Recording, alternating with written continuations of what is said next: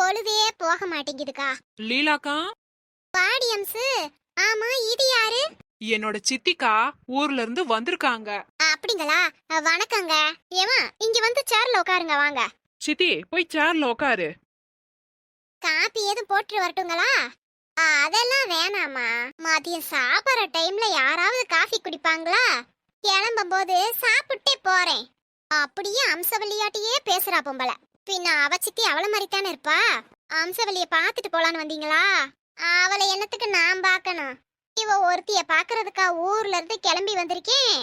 அப்போ எதுக்கு வந்திருக்கீங்க? எனக்கு 2 பசங்க இருக்காங்கம்மா.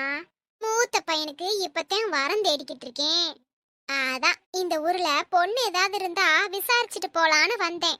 லீலாக்கா, நீங்க கூட உங்க ஊர்ல நிறைய பொண்ணுங்க இருக்காங்கன்னு சொன்னீங்கல்ல, இருந்தா சொல்லுங்கக்கா. எங்க தம்பிகளுக்கு உங்க ஊர்லயே பொண்ணு எடுத்துக்கிறோம். அப்படியா? இவங்க ஊர்ல நிறைய பொண்ணு இருக்கா? ஆமா சித்தி, இப்போ வர்றப்ப கூட நான் பேசினேன்ல வள்ளி அக்கா கிட்ட. அவங்களோட மருமக கூட லீலாக்கா ஊரு தான். லீலாக்கா தான் அந்த வரணைய அமைச்சு கொடுத்தாங்க. அப்போ நான் கரெக்டான இடத்துக்கு தான் வந்திருக்கேன். ஏங்க, உங்க ஊர்ல பொண்ணு இருந்தா என் பையனுக்கு ஏத்த மாதிரி ஒரு பொண்ணை பேசி முடிச்சு விடுங்களேன். சரிங்க, எங்க ஊர்ல நிறைய பொண்ணுங்க இருக்காங்க. பையன் விவரத்தை சொல்லுங்க, அதுக்கு ஏத்த மாதிரி இருந்தா நான் சொல்றேன். நீங்க சொந்த வீட்ல இருக்கீங்களா எப்படி? சொந்த வீட்ல தாங்க இருக்கோம். அப்படியா? சந்தோஷம். 2 பையன் இருக்கா அப்படின்னு சொன்னீங்க. வீடு யாரு பேர்ல இருக்கு? பெரிய மகன் பேர்லயா இல்ல சின்ன மகன் பேர்லயா? அது ஓ, இன்னும் பிரிக்கலையா? உங்க பேர்ல தான் இருக்கோ? வீடு முனியாண்டி பேர்ல இருக்கு. முனியாண்டி யாரு? உங்க வீட்டுக்காரரா? ஆமாங்க. சித்தி, என்னது இதெல்லாம்? நம்ம சித்தப்பா பேரு ரமேஷ் தானே? இவங்க முனியாண்டியான்னு கேக்குறாங்க, ஆமாங்கறீங்க.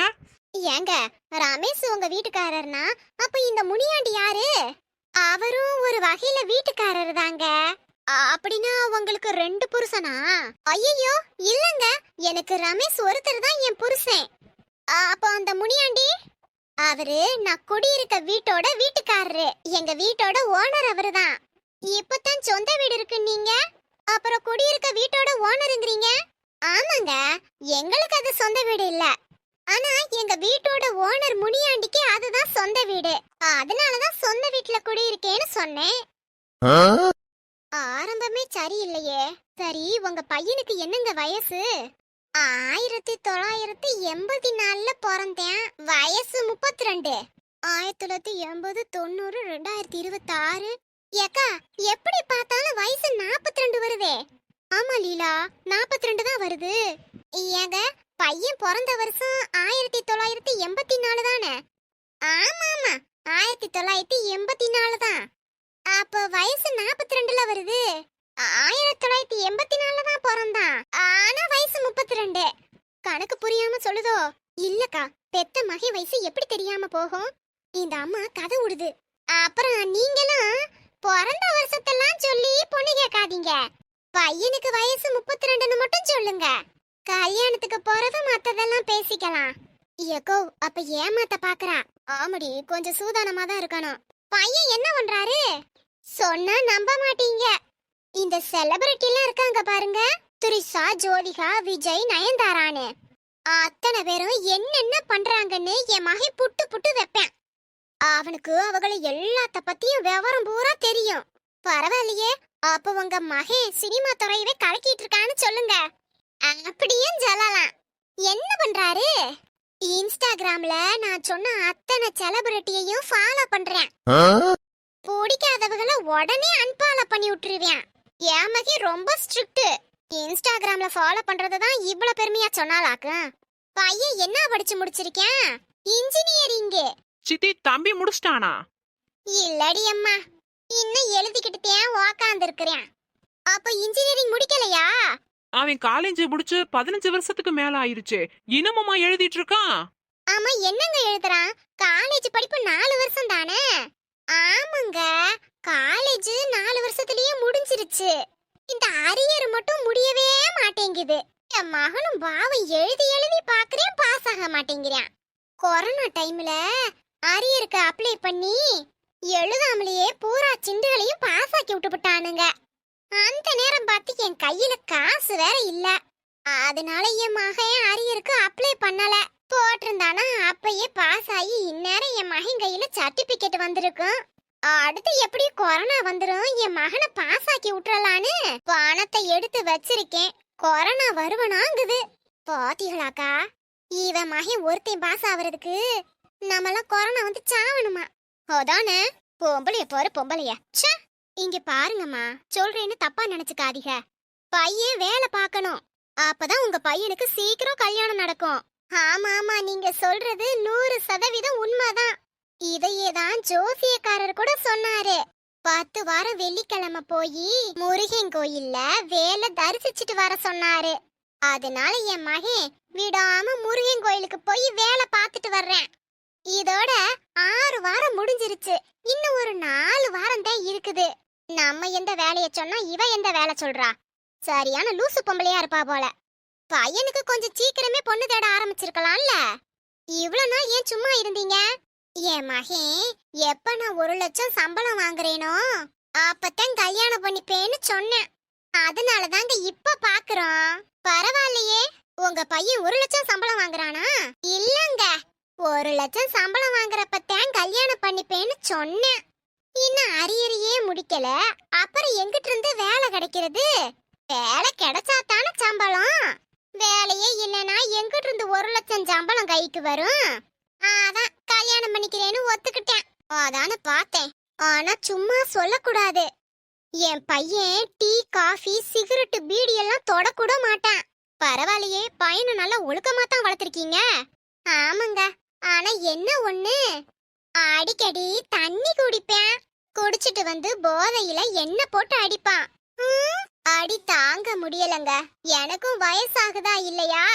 அதனால அந்த பொறுப்பை ஒரு நல்ல மருமகளா பார்த்து ஒப்படைச்சிடலான்னு நினைக்கிறேன். ஒரு தீன் சிக்க மாட்றா. பாத்தியாக்கா, இவ மகங்கிட்ட அடி வாங்குறதுக்கு ஒரு பொம்பளை பிள்ளைய தேடுறா.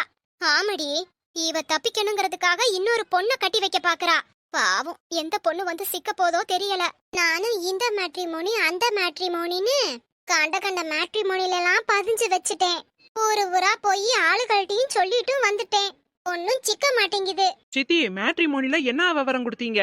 எல்லாம் பொய்யான தகவல் தான் கொடுத்து வச்சிருக்கேன். அப்படியும் ஒருத்தையும் சிக்க மாட்டேங்கிறா. எம்மாடி அழகு லீலா, உங்க ஊர்ல நல்ல பொண்ணா இருந்தா சொல்லு. என்ன? கண்டிப்பா கண்டிப்பா, உங்களுக்கு சொல்லாமலா அவசியம் சொல்றேன். ஆமாடி அம்சவல்லி. அதோ வரேனே. சித்தி சித்தி, சீக்கிரம் வாங்க. அந்த அண்ணன் பொண்ணுக்கு மாப்பிள்ள பாக்குறாராம். வாங்க, நம்ம தம்பிய பத்தி சொல்லுவோம். இந்த அத்தா வாரேன். என்னக்கா, தங்கராசான்னு இவ்வளவு கிட்ட மாட்டிக்கிட்டாரு? தங்கராசண்ணே, இதுதான் என் சித்தி.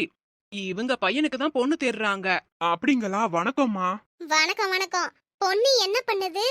டீச்சருக்கு படிச்சிருக்கா. அப்படி இப்போதான் பக்கத்துல ஒரு பிரைவேட் ஸ்கூல்ல வேலை பாக்குது. சம்பளம் 15,000 ரூபா. நல்லது நல்லது. மத்த வீட்ல எல்லாம் பொண்ணுங்களை வேலைக்கு அனுப்ப மாட்டாங்க, யோசிப்பாங்க. ஆனா நான் அப்படி கிடையாது. என் மருமக கண்டிப்பா வேலைக்கு போகணும்னு தான் நான் எதிர்பார்க்கிறேன். வேலைக்கு போனா தானே உன் மகனுக்கு கஞ்சி ஊத்த முடியும். பொண்ணுக்கு கூட பிறந்தவங்க இருக்காங்களா? இன்னொரு பொண்ணு இருக்கு, அது படிச்சுக்கிட்டு இருக்குதுமா. அண்ணன் தம்பின்னு யாரும் இல்லம்மா, 2 பொம்பளை பிள்ளைங்க தான். நல்ல வேலை, பையங்க யாரும் இல்ல. ஏன் இருந்தா குத்தமா? குழந்தை பிறந்தா தாய் மாமே சீரு அது இதுன்னு நிறைய பேர் எதிர்பார்க்கறாங்க. நாங்க அப்படியெல்லாம் கிடையாது. நல்ல குடும்பமாட்டிருக்குது. பின்ன அண்ணன் தம்பி இருந்தா அந்த பிள்ளைய அவன் படுத்த போற கொடுமைய பார்த்து சும்மா இருப்பாங்களா? பொழந்துட மாட்டாங்க. மகனுக்கு சேஃப்டிக்குதான் அண்ணன் தம்பி இல்லாத விடா பாக்குறா. பொண்ணுக்கு வயசு 28, பையனுக்கு எத்தனை? 31ங்க, 31. அப்ப சரியாதான் வரும். பாத்தியாக்கா, நாம கிட்ட 32 வயசுன்னு சொல்லி 1 மணி நேரம் கூட ஆகல, அதுக்குள்ள 1 வயசை குறைச்சுப்புட்டா. பையன் என்ன வேலை பாக்குறான்? பிசினஸ் பண்றான். மாசம் 1 லட்சம் சம்பளம் வரும். அடேங்கப்பா, 1 லட்சமா? என்ன வேலைங்க? அண்ணே, அதான் பிசினஸ்னு சொல்றாங்கல்ல. விவரம் சொன்னா உங்களுக்கு என்ன புரியவா போகுது?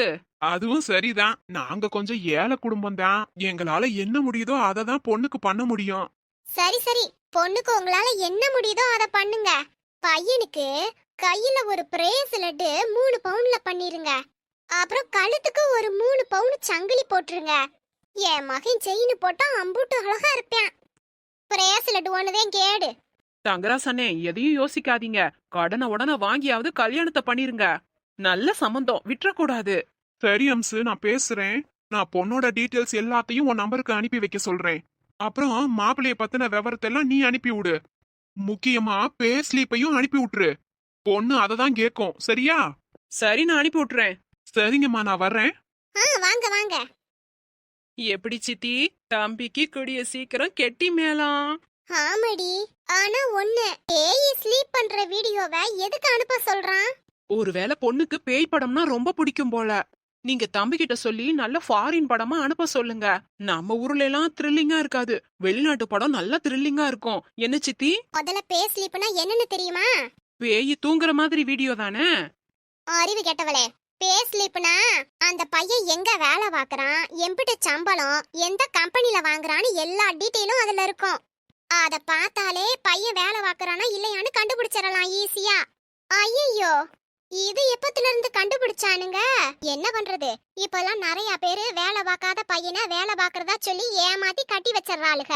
அதனாலதான் இந்த மாதிரி எல்லாம் கண்டுபிடிச்சிருக்கானுங்க. இனி யாராலையும் தப்பிக்க முடியாது. ஐயோ, டெக்னாலஜி வளர்ந்ததும் வளர்ந்துச்சு, இப்படியா வளரும்? அம்சு, இந்த சம்பந்தம் சரிப்பட்டு வராது, நம்ம வேற பக்கத்து பாத்துக்கிடுவோம். இதையெல்லாம் எவன் கண்டுபிடிச்சிருக்கான்? ச்சே, ஏன்டி அம்சு, கொஞ்சம் கூட உங்களுக்கெல்லாம் மனசாட்சியே இல்லையா? ஏங்கா? பின்ன என்ன அம்சு, பையனுக்கு வேலை இல்ல, சொந்த வீடு இல்ல, வயசும் 40.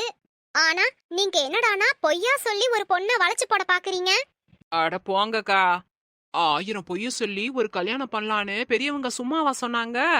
எங்க சித்தியே 4-5 பொய் தான் சொல்லியிருக்கேன். இன்னும் மிச்சத்துக்கு என்ன பண்ண போறேன்னு ஃபீல் பண்ணிக்கிட்டு இருக்கு நீங்க வேற.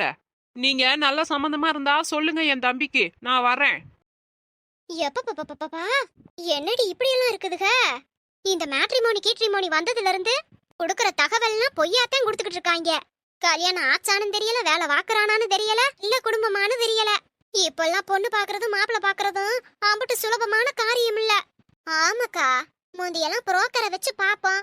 அதுவாக குடும்பமே அந்த ஊருக்கு போய் அந்த பையனை பத்தி விசாரிச்சுட்டு வரும். புரோக்கர் ஒரு பொய் சொல்லியிருந்தான்னு தெரிஞ்சாலும் அவனை பேசியே கொன்றுவானுங்க, கேட்ட காசையும் கொடுக்க மாட்டானுங்க. இப்ப இந்த மேட்ரிமோனி வந்ததுல இருந்து தனக்கு தானே பாக்குறதுனால இல்லாத பொய்யெல்லாம் சொல்லி புருடா விட்டுக்கிட்டு இருக்குதுக. கால கொடுமை, இதெல்லாம் எங்க போய் முடிய போகுதோ? நாம தான் சூதானமா இருந்துக்கிறணும். என்ன நீ யோசிக்கிறீங்க? நானும் பாக்குறேன், ஒரு வாரமா உங்க முகத்துல சந்தோஷமே இல்ல. லலிதா, என் மனசு சஞ்சலப்பட்டு இருக்கு, ஒரு மாதிரி கவலையா இருக்கு. ஏன்னே தெரியல, ஒரு மாதிரி பயமா இருக்கு. என்ன பயம்? நான் பிரீத்திகா வீட்டுக்கு போய் சண்டை போட்டேன்ல, அத பத்தி உங்க அண்ணன் விஜய் கிட்ட சொல்லிட்டாருன்னா விஜய் என்ன தப்பா தானே நினைப்பான். அதுக்கப்புறம் நான் சொல்றத அவன் எதுவும் கேட்க மாட்டான். அப்புறம் பிரீத்திகாவை எப்படி அவன் வாழ்க்கையில இருந்து பிரிச்சுட்டு மயூரிய நான் கல்யாணம் பண்ணி வைப்பேன். ஆமா நீ, எனக்கும் அண்ணன் மேல சந்தேகமா தான் இருக்கு. அண்ணன் கண்டிப்பா விஜய் கிட்ட இத சொல்லிடுவாருன்னு எனக்கு தோணிக்கிட்டே தான் இருக்கு. ஒருவேளை பிரீத்திகா சொல்லிட்டா அப்பயும் விஜய் உங்களை எதுக்கதானே செய்வான்? இந்த மயூரி பேச்ச கேட்டு தப்பு பண்ணிட்டனோ? நானா ஏதாவது யோசிச்சு பண்ணிருந்தா கூட நல்ல பிளான் பண்ணிருப்பேன். அனி, இப்போ ஃபீல் பண்ணி என்ன பண்றது? பிரீத்திகா சொல்றாளோ இல்லையோ, ஆனா அண்ணன் சும்மா இருக்க மாட்டாரு. அண்ணன் வாய அடைக்கணும், அதுக்கு ஏதாவது பண்ணுங்க. இப்பவே பண்றேன், வா. அண்ணி, அண்ணன் வராரு. என்னாச்சு? தெரியலனா, அண்ணி ரொம்ப நேரமா அழுதுட்டு இருக்காங்க. காலையில சரியா கூட சாப்பிடல, என்னன்னு தெரியல. பார்வதி, என்ன பாரு பார்வதி, ஏன் அழுகுற? என்னங்க பண்றது, இந்த வீட்ல எந்த நல்லதும் நடக்கவே மாட்டேங்குதே. என்ன பண்ணாலும் தப்பா தான் போய் முடியுது. இப்ப கூட என் பையன் விஜய் வாழ்க்கையை சரிப்படுத்தலான்னு தான் பிரீத்திகா வீட்டுக்கு போய் சத்தம் போட்டேன். ஆனா அதுவும் தப்பாயிருச்சு. என் பையனுங்க வாழ்க்கை நல்லா இருக்கணும்னு தான் நானும் என்னென்னமோ பண்றேன். நான் பண்றதெல்லாம் தப்பா தான் போய் முடியுது. கூடவே எனக்கு கெட்ட பேரும் வந்துருது. இப்போ நீங்க என்ன தப்பா நினைச்சிட்டு இருக்கீங்க? இந்த விஷயத்த நீங்க விஜய் கிட்ட சொல்லுவீங்க, அப்புறம் விஜயும் என்ன தப்பா தானே நினைப்பான். தப்பா நினைச்சா கூட பரவாயில்ல, என்கிட்ட முகம் கொடுத்து கூட பேச மாட்டான். இப்போ எனக்கு ஆறுதலே என் பசங்க தான். அவங்களும் என்கிட்ட பேசலைனா நான் என்னங்க பண்ணுவேன்? இப்போ யாரு விஜய் கிட்ட சொன்னா? இப்ப சொல்லலானே, ஆனா எப்படி நீங்க விஜய் கிட்ட இந்த விஷயத்த சொல்லுவீங்கல்ல? பாரு லலிதா, ஏற்கனவே விஜய் நிறைய கஷ்டத்துல இருக்கான். இந்த விஷயத்த அவன்கிட்ட சொன்னா அவனுக்கு மேலும் கஷ்டம் தானே. அதனால நான் விஜய் கிட்ட இத சொல்ற ஐடியாவிலேயே இல்ல. நிஜமாவா? வேற எப்பயாவது சொல்லிட்டீங்கன்னா? இல்ல பார்வதி, நான் சொல்ல மாட்டேன். உனக்காக இல்ல, விஜய்க்காக. இந்த விஷயம் தெரிஞ்சா விஜய் வருத்தப்படுவான். அவனையே கஷ்டப்படுத்தணும் சொல்லு. நான் எதையும் சொல்ல மாட்டேன், நீ மனச போட்டு குழப்பிக்காத. போய் நல்லா சாப்பிடு. லலிதா, இவளுக்கு சாப்பாடு கொடு. ம் பரவாயில்ல நீ நம்ம பயந்த மாதிரி எதுவும் நடக்கல. இனி விஜய்க்கு இந்த விஷயம் தெரிய வாய்ப்பே இல்ல. விஜய்க்கு இந்த விஷயம் தெரியதான் போகுது. என்ன சொல்றீங்க? யாரு சொல்லுவா? அத சொல்ல போறதே நான் தான். என்ன நீ உளறீங்க? லலிதா கொஞ்சம் பொறுத்திருந்து பாரு. ஹலோ விஜய். சொல்லுங்க. என்னப்பா வேலைக்கெல்லாம் கிளம்பிட்டியா? இப்போதாம்மா ஆபீஸ்க்கு போயிட்டு இருக்கேன். என்ன விஷயமா இவ்ளோ சீக்கிரமா ஃபோன் பண்ணிருக்கீங்க?